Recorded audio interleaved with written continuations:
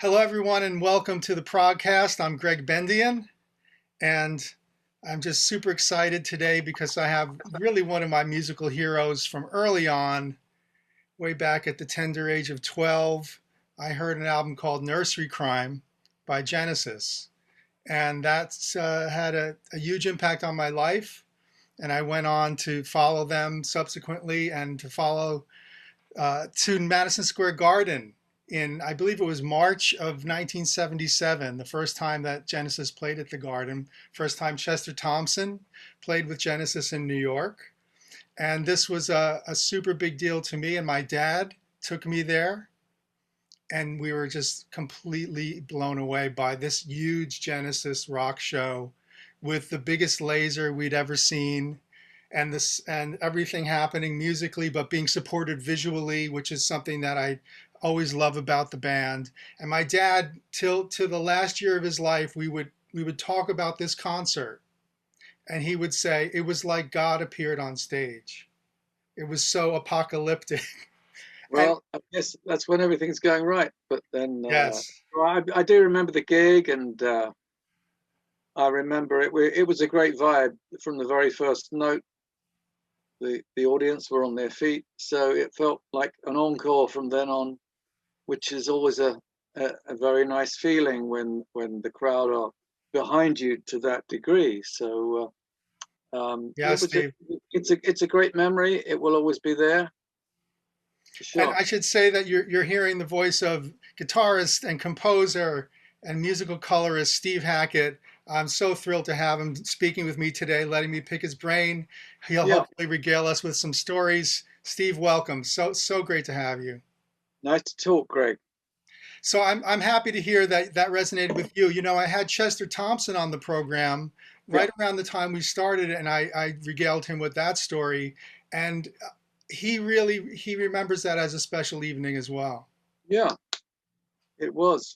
It was quite extraordinary.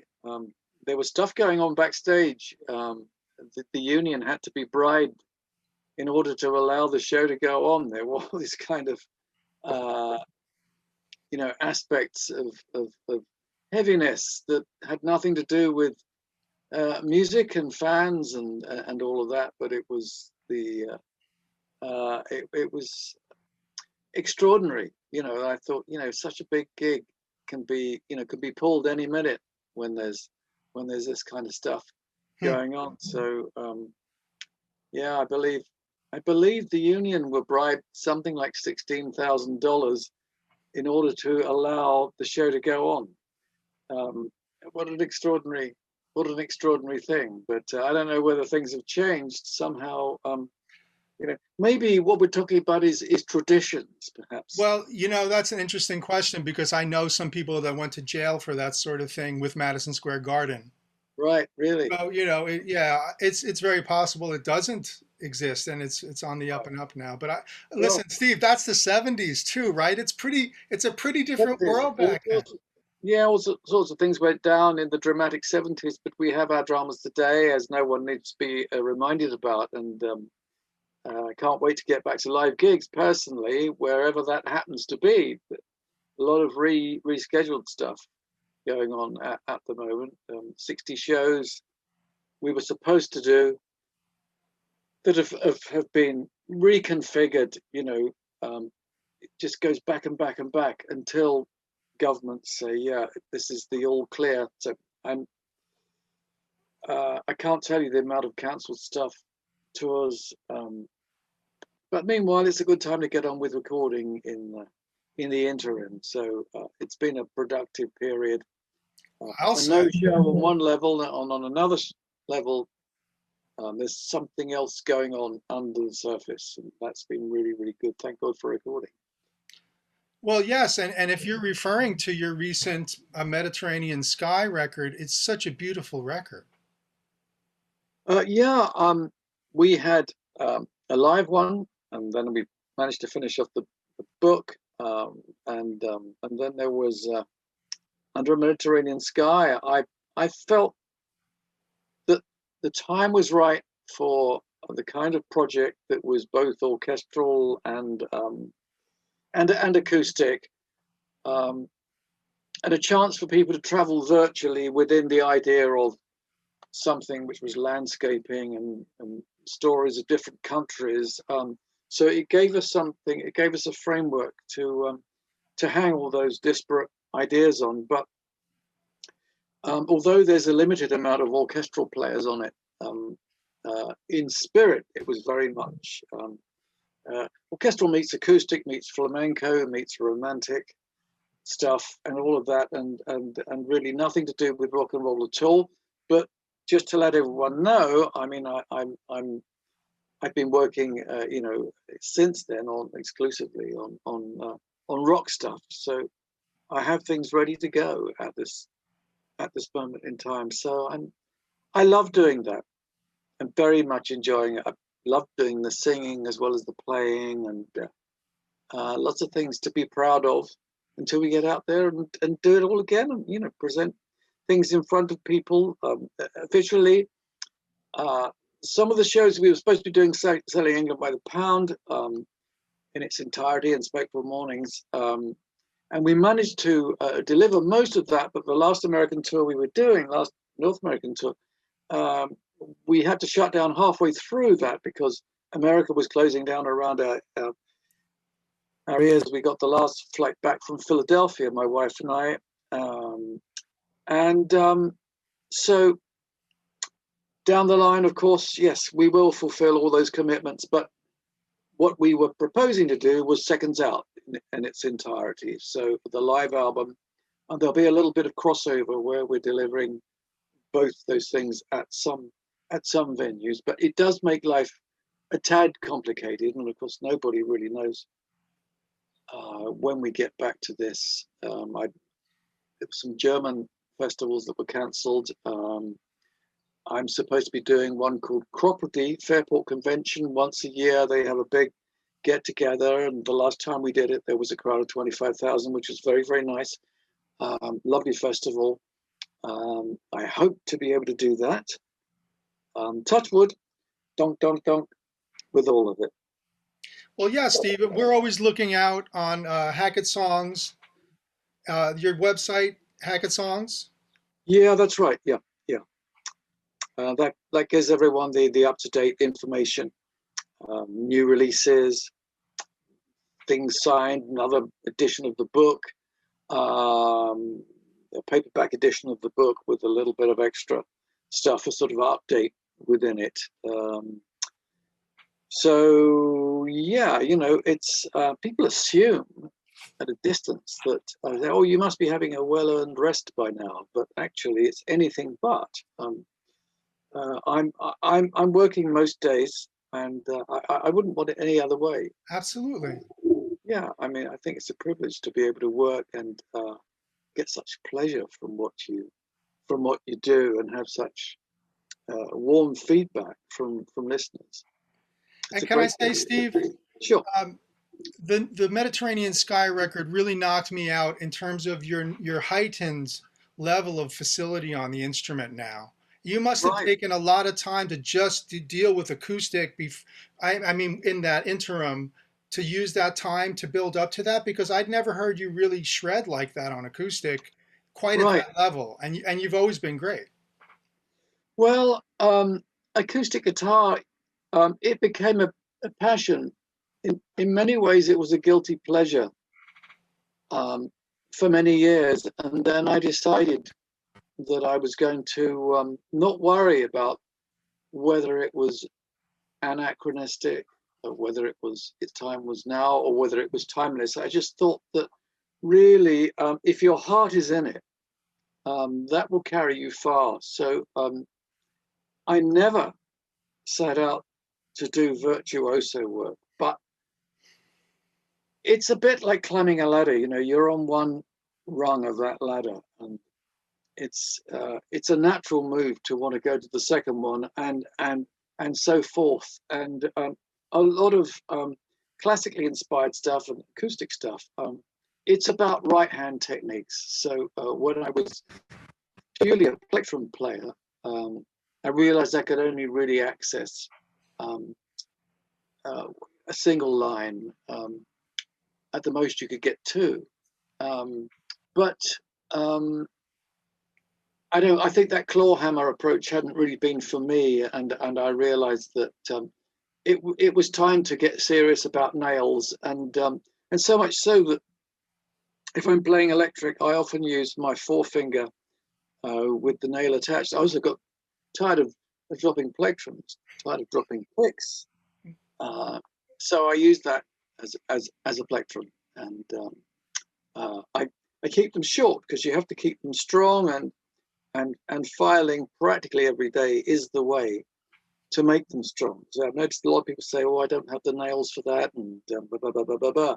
You know, they're always breaking, and I think, you know, nail care is the thing. So filing them down is a way to go. Everyone's got to do their own thing with this. Of course, you know, most classical players have their nails much longer, but I noticed that Segovia had them very, very short, and it's part skin and part nail. So you get into all this sort of Oh, really? This kind of technical stuff. But you know, I'm a self-taught player. And you I do want everything by ear, Steve? Sorry? You work primarily by ear with everything. Yeah, basically, primarily. I had music lessons at school, but not really one-on-one. So we were learning stuff by rote. But you know, guitar was always a symbol of freedom for me. So and it wasn't something to be graded in. So unlike most keyboard players, I suspect, you know, where you learn and you are taught, it's part of the culture. Whereas guitarists very often find their own way, make their own mistakes, and surprising, isn't it? You know how that works. When did you start? Sorry? When did you start? Well, it was harmonica first of all, ever since I was about 2 years old. But guitar really happened when I was about 12. I was playing single line stuff on the 2 bass strings, and then by the time I was 14, I started working on chords, and so yeah, it's kept me busy for quite some time since. And was it the music of that time that inspired you, the psychedelic rock of the Beatles? I know Tomorrow Never Knows is huge for you.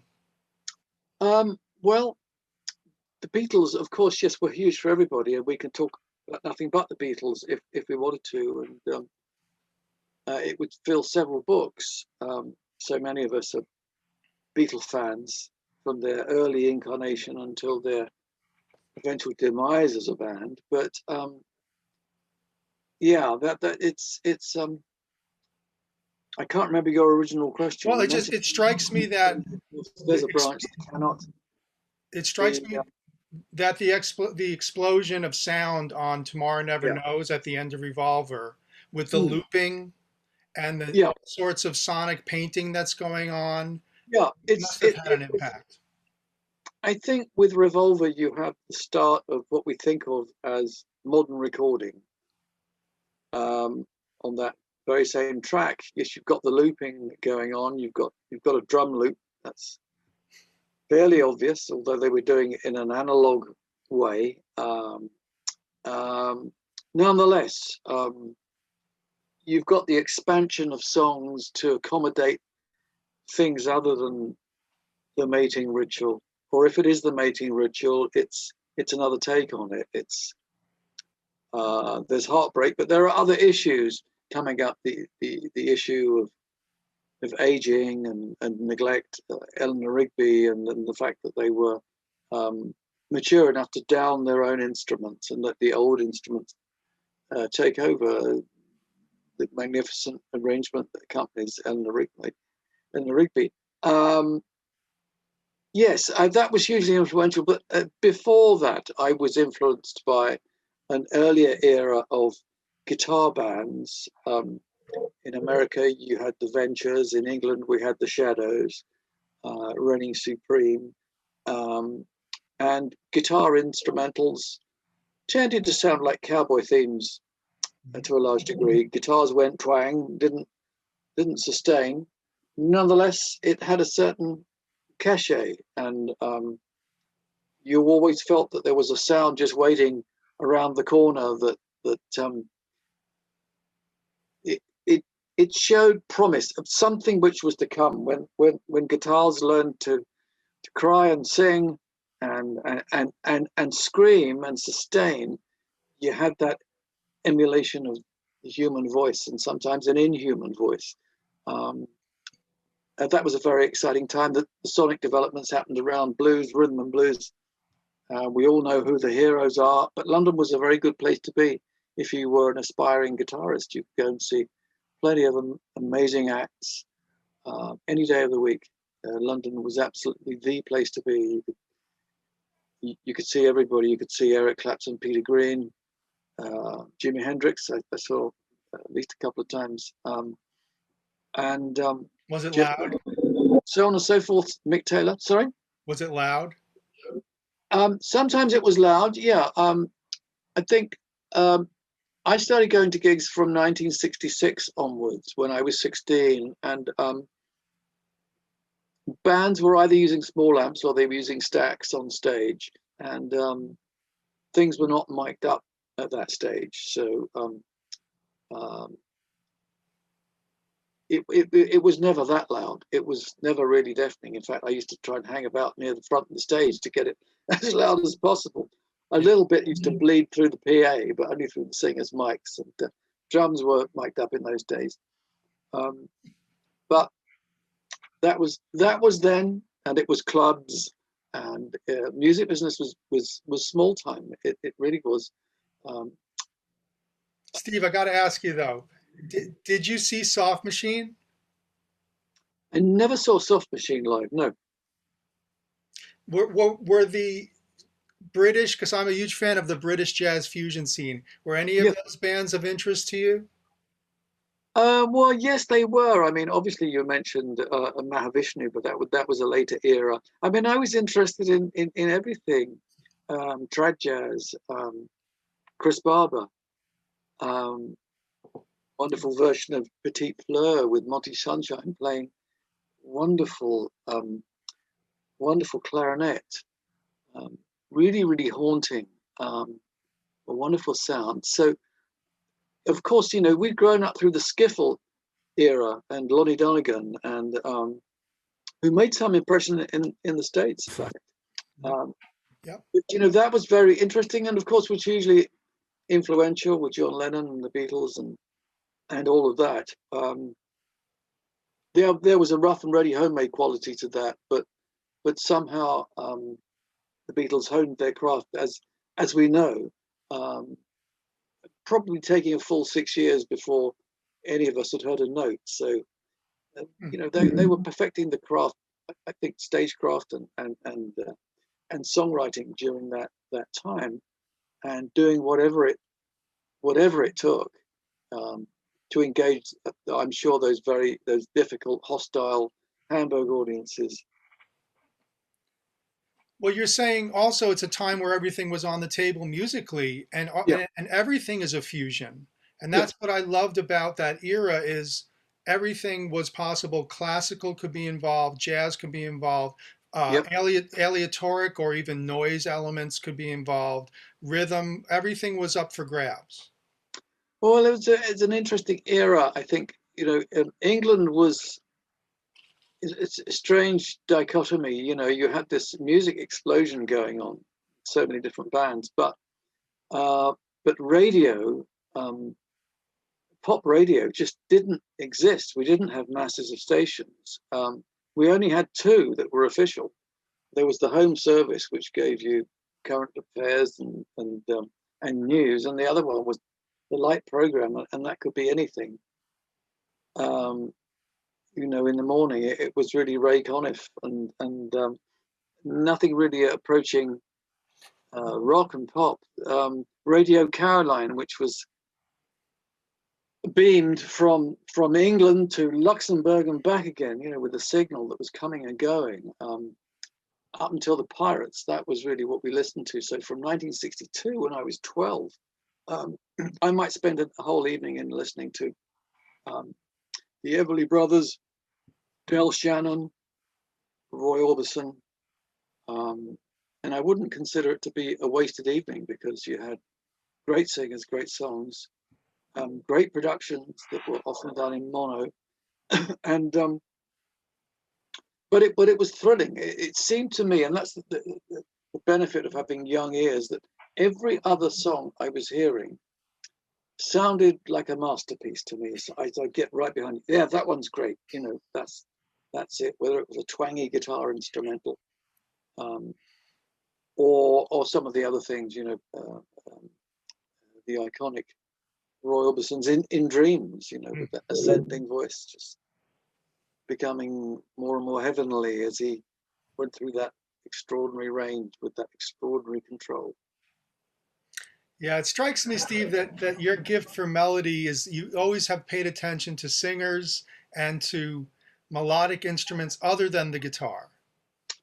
Oh, well, absolutely. Yeah, I think the thing about the 1950s is that, you know, on one level, we had terrible radio because we had so little of it. But 1950s stuff, where it was Forces Network a lot of the time, stuff being, you know, Our Boys Abroad, and it's a dedication from dear old mum or back to mum. And so from to Gibraltar and back, you had, side by side, you might hear Glenn Miller, then you'd hear Elvis, and then you'd hear some Gluck, and it was all just considered to be popular culture. So as a young kid playing tunes on my harmonica, I had no idea that one thing was big band, the other thing was rock and roll, and the other thing was something else, was classical music. So it seemed as if it was all a continuum for me, and I still think that way. So I've been doing something today when recording a rock song, and I've got the moment I've got this sort of Tudor introduction to it, you know, on recorders, and then it goes off into rock, and then at the end I'm playing the same theme on guitar that sounds like a bunch of like an orchestra of crumb horns, and thinking, is this really relevant? But that's the whole thing about progressive, isn't it? The challenge is, how far do you stretch it to accommodate these different genres that don't speak to each other, but somehow you've got different planets colliding. So these musical collisions are really what it is all about.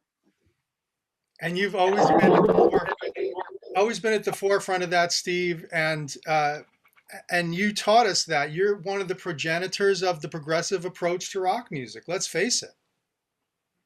Well, I think all music is a shot in the dark, and we're all standing on the shoulders of giants. So whether your heroes are the Beatles or the Shadows, or a progressive band like ELP or Genesis or Yes or King Crimson or Jethro Tull, you know, to mention some extraordinary levels of talent, you know, just then and there.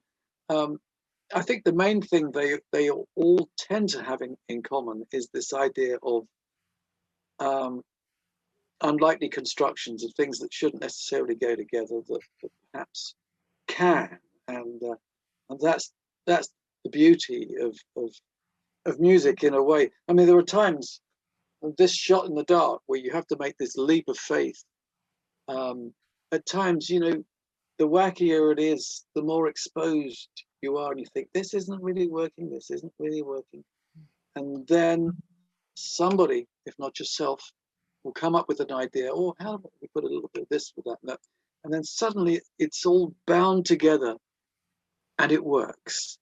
And you've just got to find these moments when you've got one style of music followed by another and another, different gods, and you've got a way of binding them to herald the incoming with something that may be of relevance and points up the incoming section. And then as you come out of it with some death-defying noise,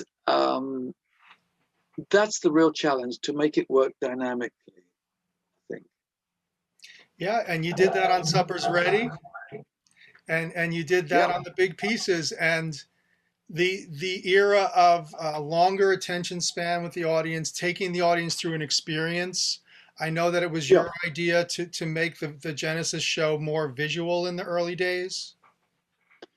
Well, music was on the turn. I mean, I grew up listening to blues bands when I was, you know, a young listener at shows. But music started to change.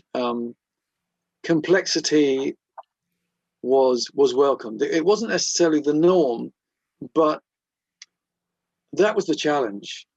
As music changed,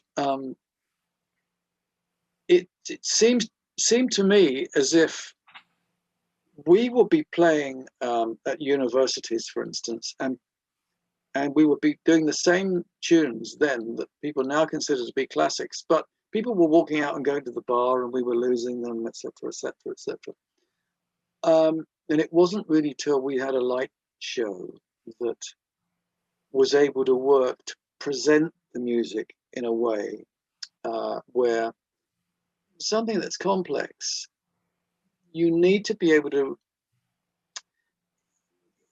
convince somebody. You've got to sell this to someone who'd rather go to the bar and think, oh, maybe I'll hang around a little longer and watch this because the singer's wearing bat wings. He looks a bit like an alien. That's an interesting backdrop there, and it's UV lights. And I'm going back a long way. You know, I'm talking 50 years ago now. But nonetheless, I think the same principles still apply, where whatever you can do, that other extremity that you can be at the same time. So if you've got extremely complicated music, but then you've got extremely attractive visuals that go with it, I think that can make a huge difference. I mean, for instance, I was doing a song live on the last tour, which was off of Spectral Mornings from the late 70s. And it hadn't really worked trying it before, but I had an idea that you had this combination of 12 strings and harpsichords and all of that, which is not a million miles away from the Genesis sound, chiming instruments, a number of them playing similar parts, but complementary. And I thought, well, you know, what if we had little sparkly lights with that so that it would reflect the music, and we just kept it up throughout the course of that song, and it went down very well. It went down as well as the heavier, rockier things where the lights are blasting off, and this was a much more an aspect of magic theatre about it. The little thing where you're drawing people in, the twinkling little effects and little tinkling guitars, and yet I didn't get the impression that people were heading off to the bar. It seemed like, you know, quite the opposite of that. So things can be small, and small effects can work very well as well. Well, your music is so colorful, and it's colorful, and it's nice to be able to have some sort of visual representation of that, some little thing, but it's always the music first with you. And of course, that's the thing that fascinates me about the beginning of that period where, well, now I should say, you've graciously agreed to talk to us about the 50th anniversary of Nursery Cryme, the first Genesis album that you're on from 1971, and also the first album with Phil Collins. And Yep. I would love to hear about how that sort of comes to be, because I know that you had worked in a couple of units recording before that were of a progressive nature. Is that true?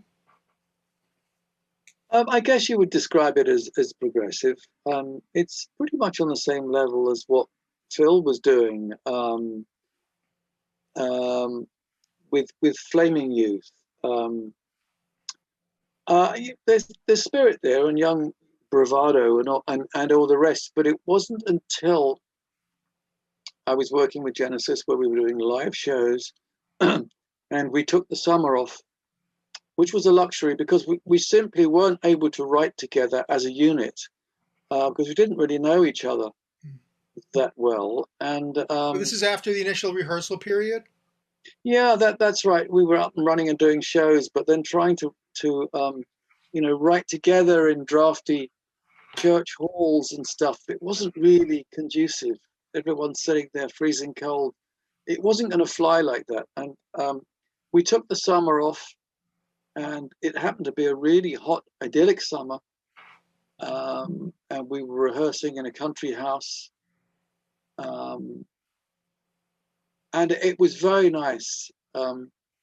We had a Mellotron, It was the first time I was working with a mellotron, and it felt really almost limitless. It felt like a limitless array of musical colors we had at our disposal. So I would often try and make the guitar not sound like a guitar, but impersonate a harp, for instance, and do little higher arpeggiated figures. And I felt that would complement the strings and the mellotron strings, of course. The Mark II mellotron, the big one that took 4 men to lift, which was the same as the Beatles used, Strawberry Fields sound of the flutes. It just seemed wonderful. There were 18 presets on that mechanical beast, and it wouldn't stay in tune. You needed a stabilizer with it, but we were making this up as we went along. So when we were rehearsing up songs such as Fountain of Salmacis, by the time we got to the glorious end, it would be playing in another key. And it was frustrating. We'd have to start again. But that was just part and parcel of it. Fluctuations in power played hell with that. So that was something we had to learn. But I can't be dismissive of it, because it's still, just the thought of it still produces a chill. The fact that Tony was using it so very well, and it was transporting us to other places. You both were. Well, one tries, and I think that, as I've said before, it's pretty much this shot in the dark that is music, that is original music. You don't really know when you're going to hit your mark. I mean, I have to say, with Supper's Ready, I was surprised that it was so well received, because it had been allowed to meander so much, as indeed tracks, Forerunner would really be musical box, which meanders. It builds, it dies, it revives, it continues, and then a repetition to the very end. But I was doing some harmony guitar work on the end. There was something about the chord sequence, and I remember when I'd been working with Quiet World, the Heather brothers, who were writing the tunes at the time. I remember Lee saying to me, if you want something to be really emotional, it should get higher and higher. So I did this short solo that got higher and higher. And then many years later, when I met Brian May, he said he'd been influenced by that. And so harmony guitar, which was something that I practically didn't do again until recent times, but occasionally, one would do it. And it's still a very powerful thing. I was recording harmony guitars today, at least 3-part harmony, if not more. And of course, these days you have intelligent harmonizers that will give you a 3-part pretty much in the key that you want, with minors or majors. And it's a great bit of kit. Very nice to be able to do that. Technology is a wonderful thing. If only there had been Fernandez guitars at the time when I was working, when I wanted endless sustain.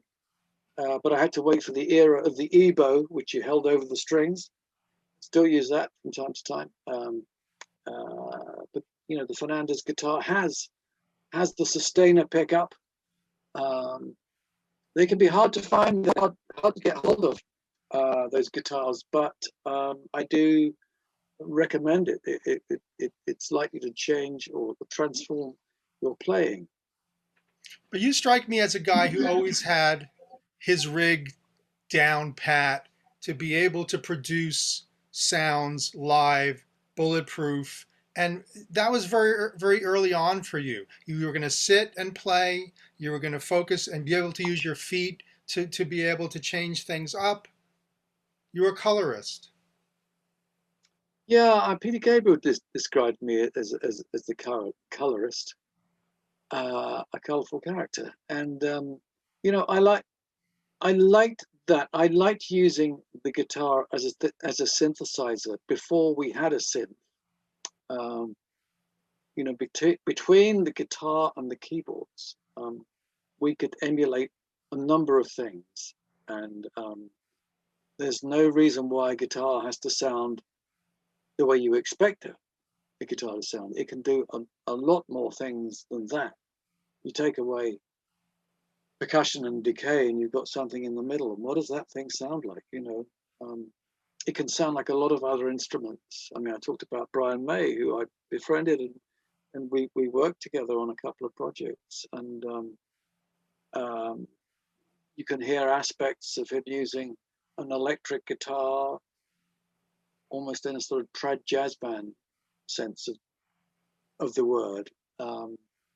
And, you know, very well observed sounds, very different, almost as if, I mentioned Glenn Miller earlier, you know, when Brian goes into guitar harmonies, it's as if it's the Glenn Miller band put to rock guitar. There's a smoothness underpinning that, and a gentleness. There's an aspect of in the mood in there. Yeah, there's some Purple Haze, but there's also some in the mood. Were the Mike Oldfield records big for you at all? The first. Yeah, I was interested in that. We used to use it as walk-on music. We had Tubular Bells as walk-on music.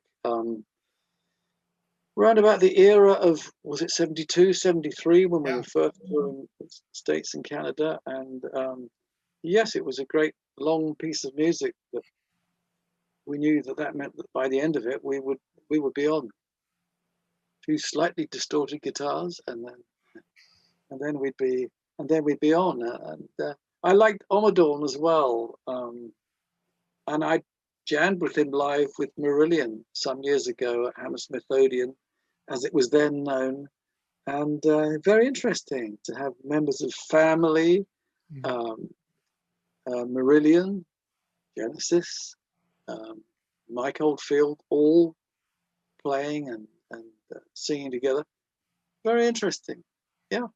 I was also fascinated by his finger technique. Do you ever look at his thumb thing that he does? I'm not really conversant with that. I did like the thing that he did before he became famous. He and his sister Sally had a duo, which they called the Sally Angie, and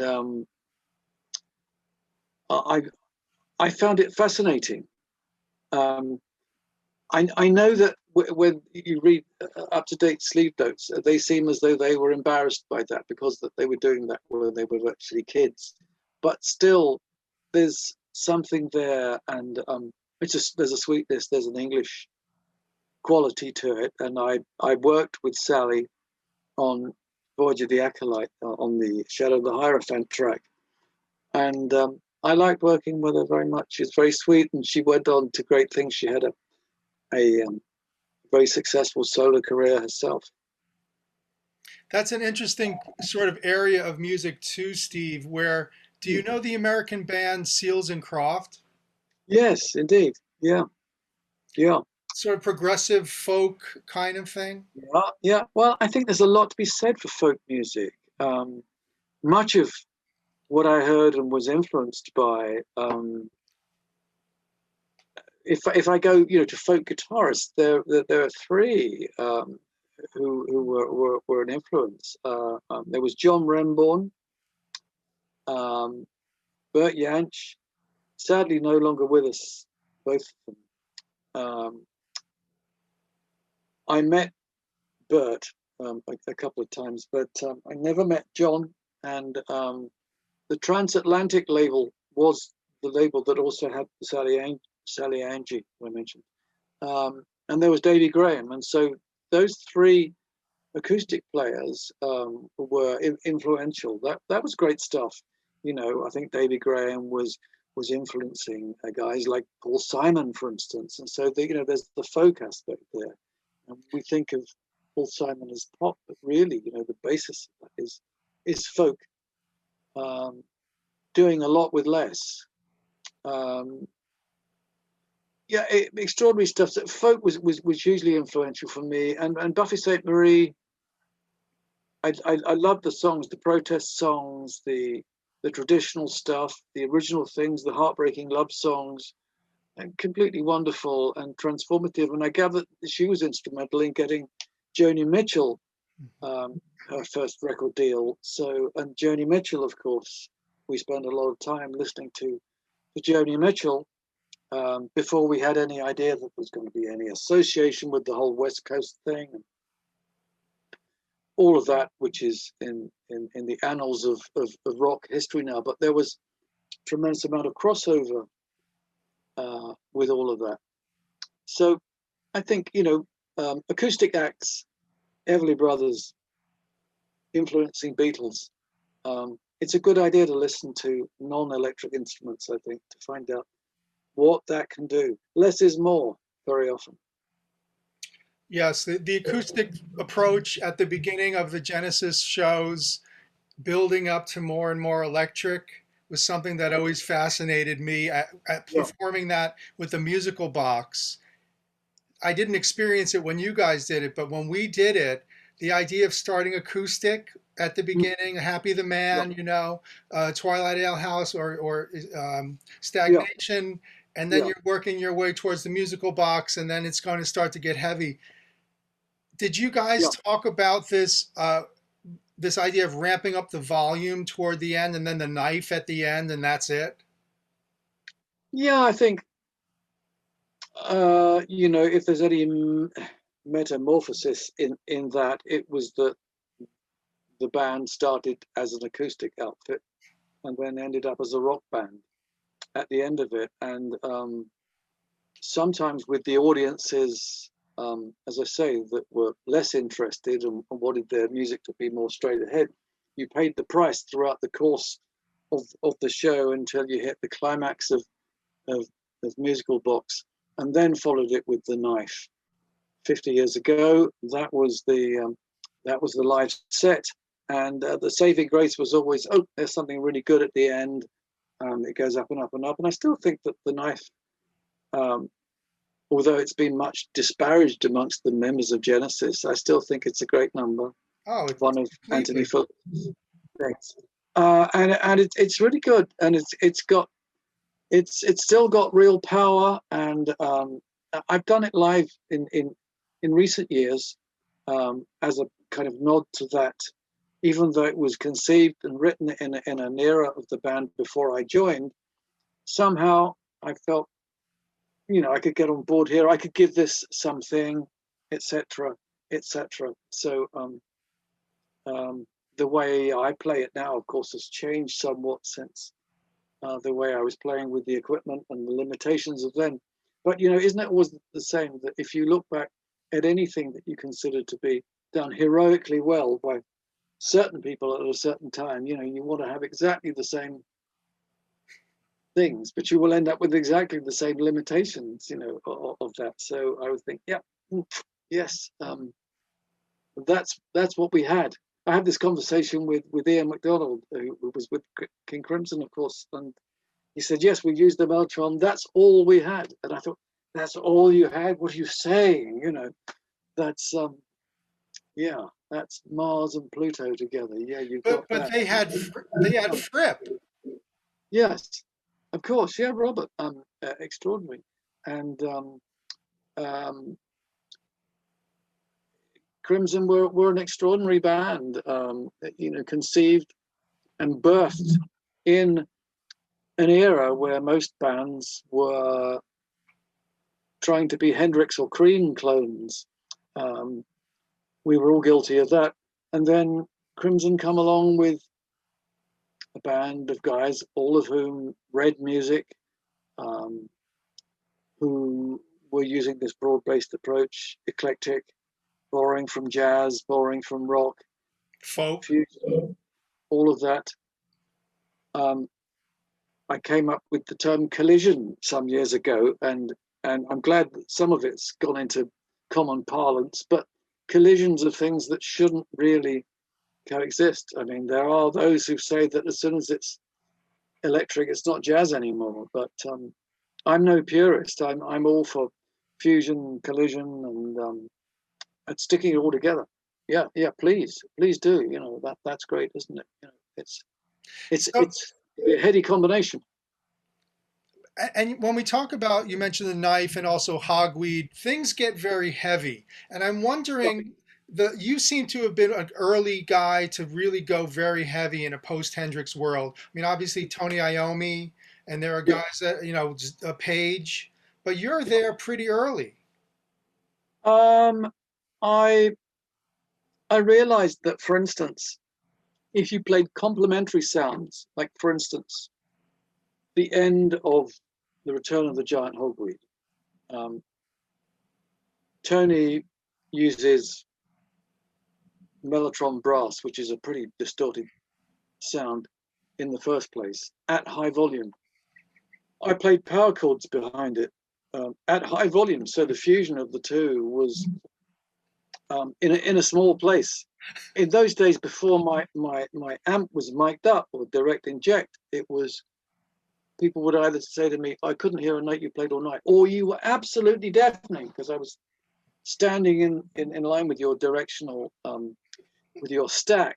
So there was no way to really be able to mix yourself satisfactorily at that time.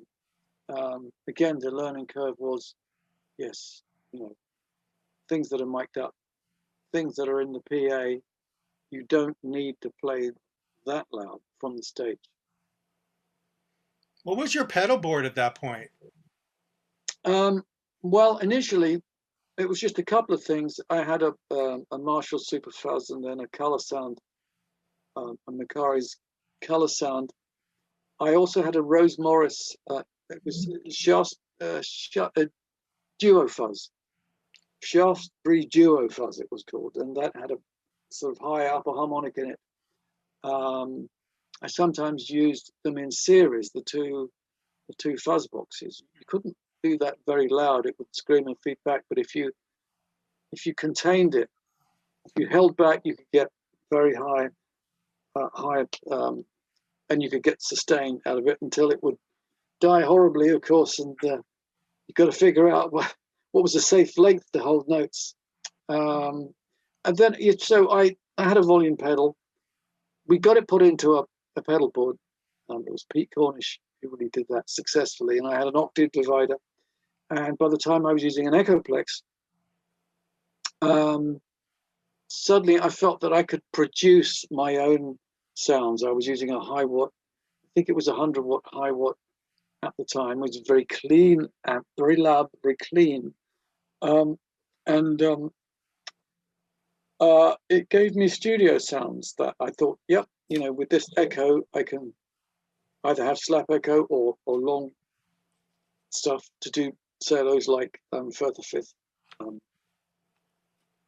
I had a wah-wah as well, but I hardly ever used it with Genesis except to make the wind noise on by turning off the pickups and using the sort of white noise from it, and the stuff that you hear on Loud Nights Down on Broadway.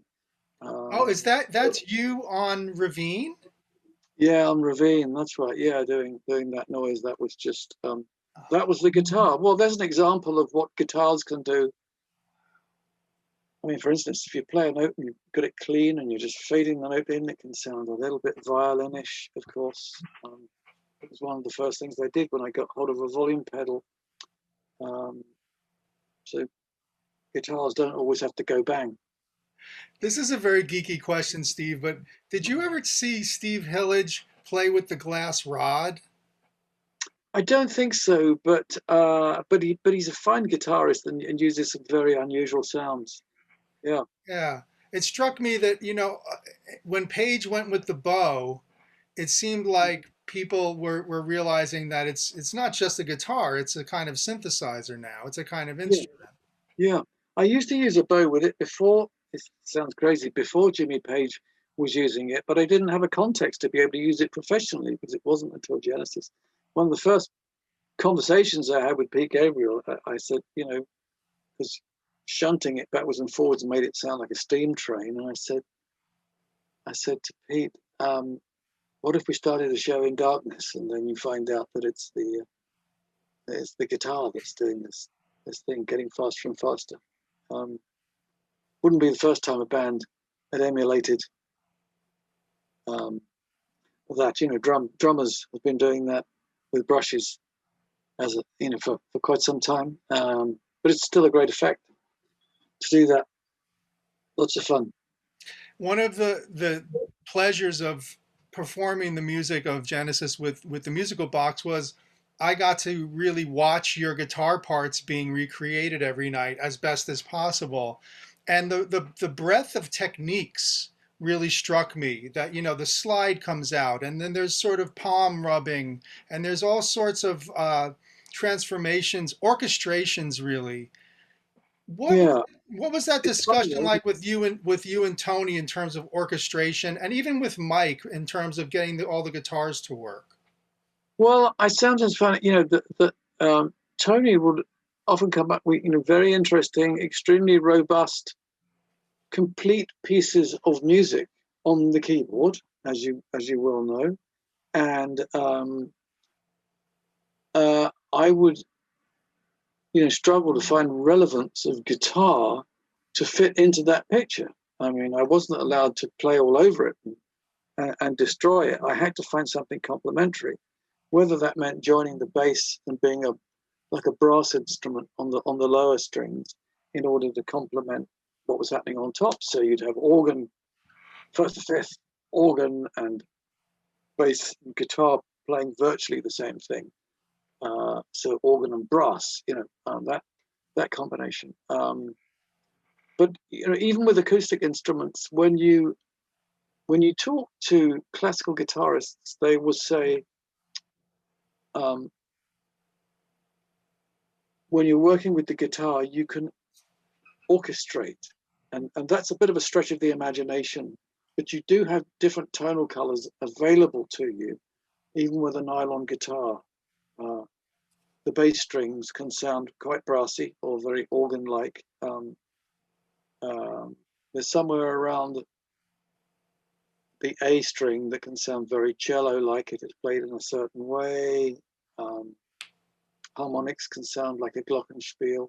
If you're playing high and not over the sound hole, it can sound very harp-like.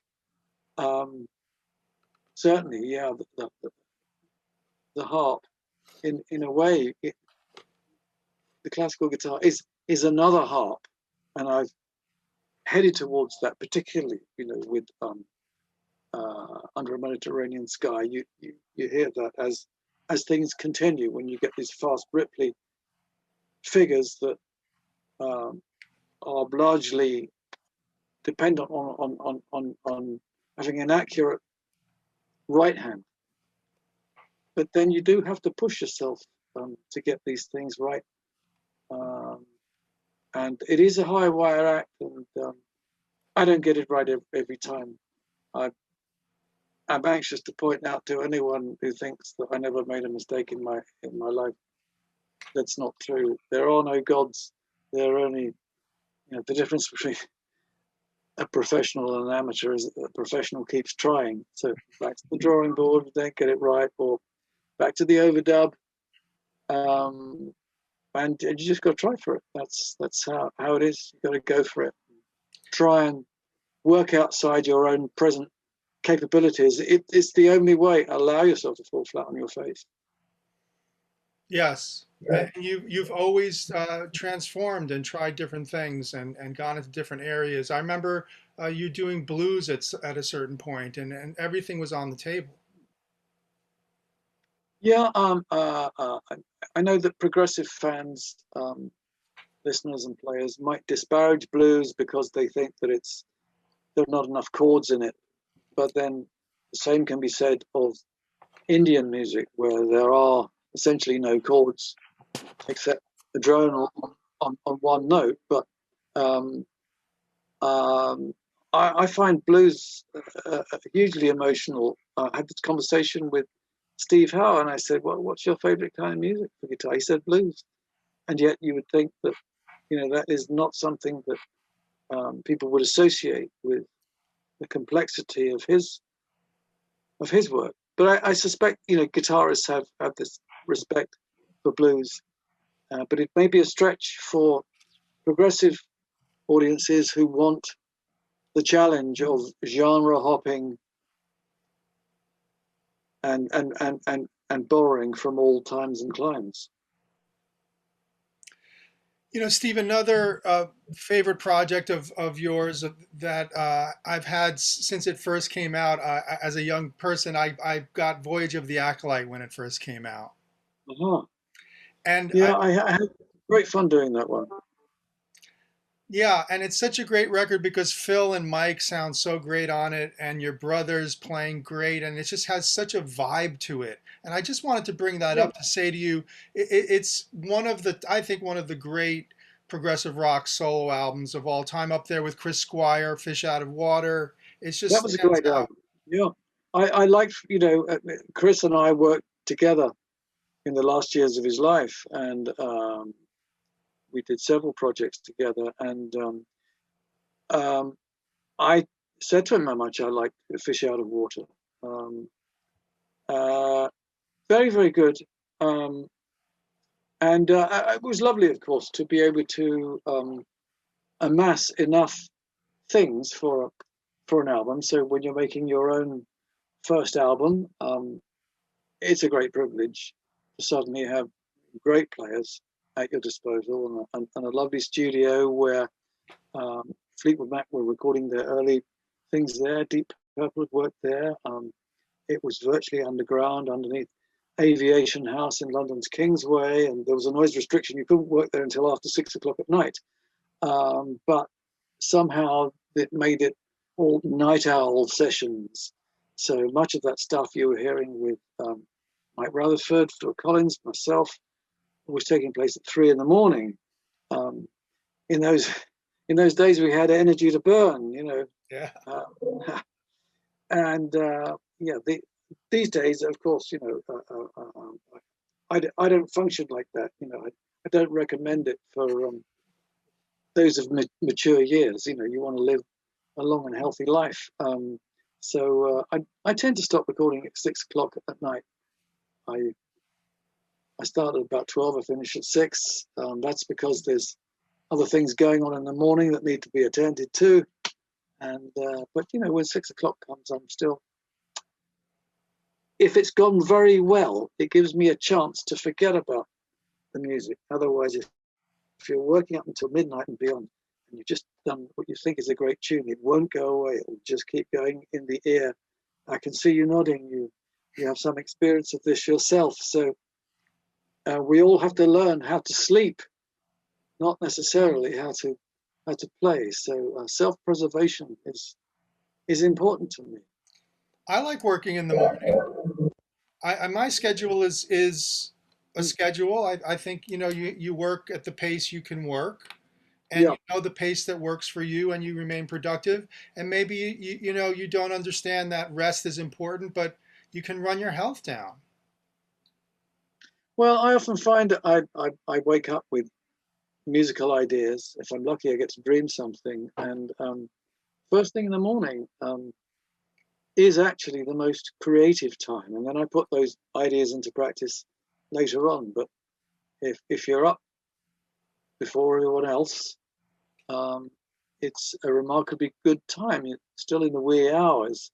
I know Bach used to like to work at night, and I guess that was when all the masses of kids that he had gone to bed. And I mean, how else are you going to get peace and quiet?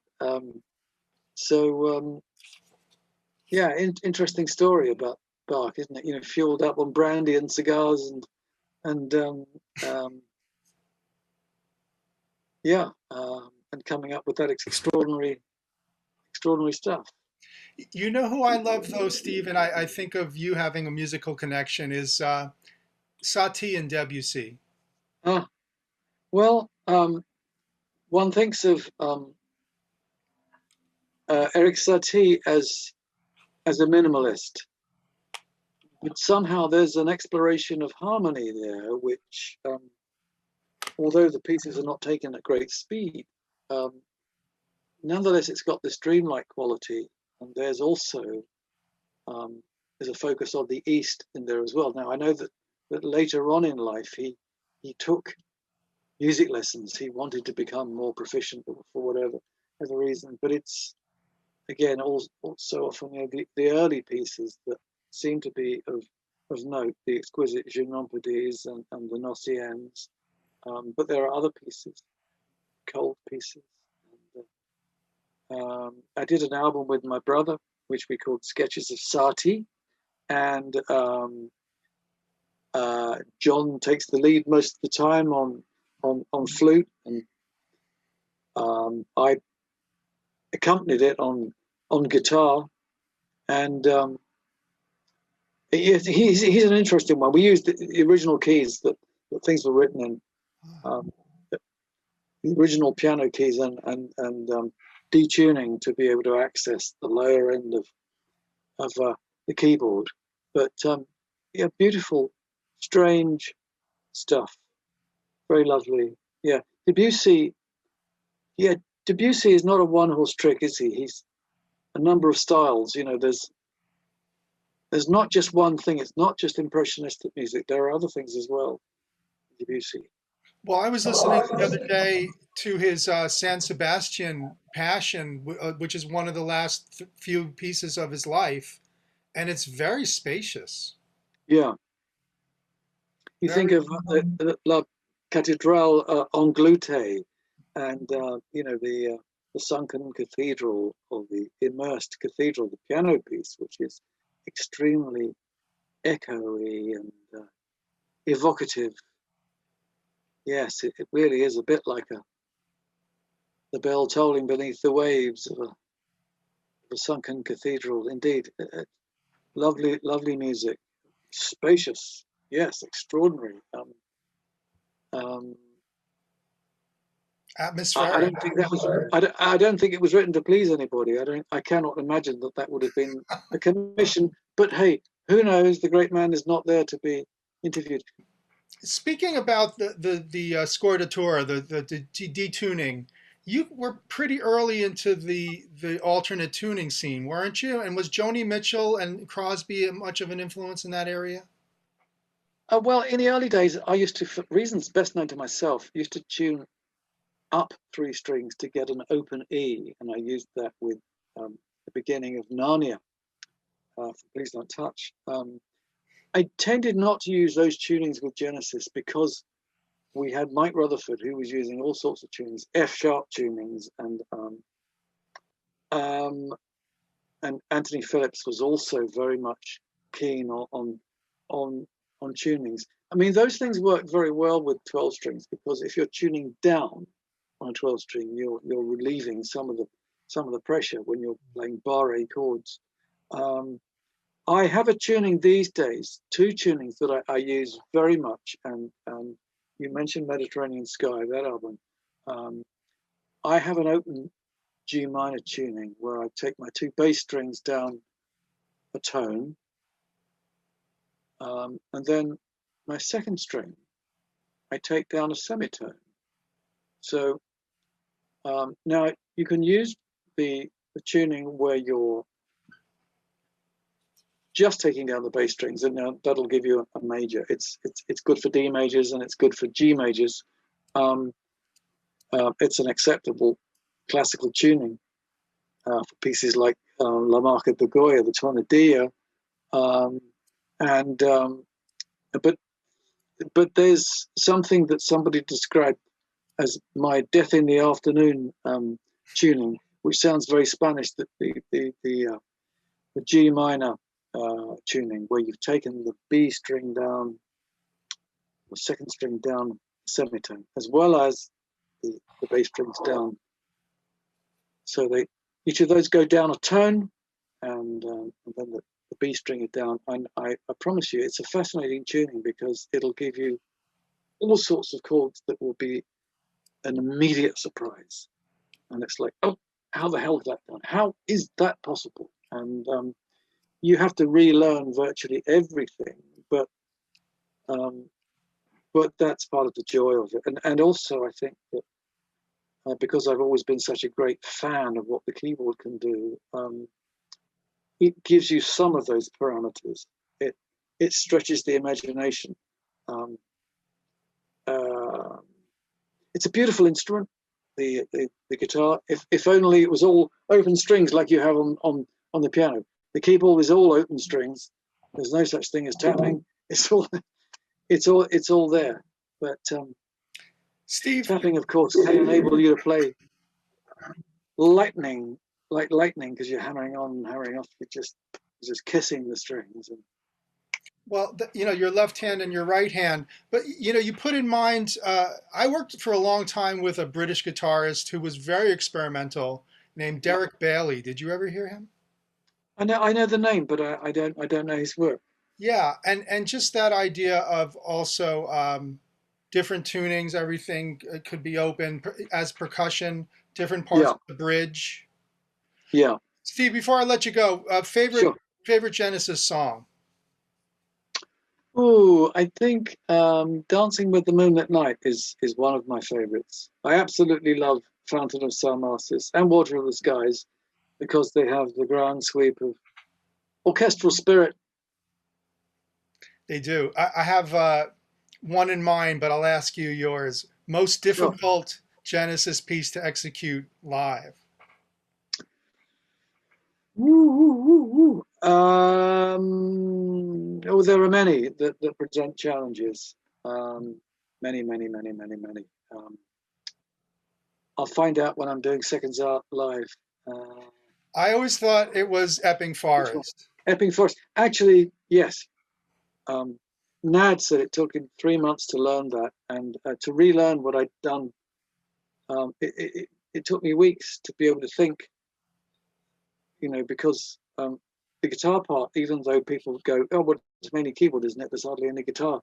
Actually, it's very busy, but you're joining the drums, you're joining this, you're joining that, and you're doing the most contrapuntal bits of in and out the whole time. So you have to think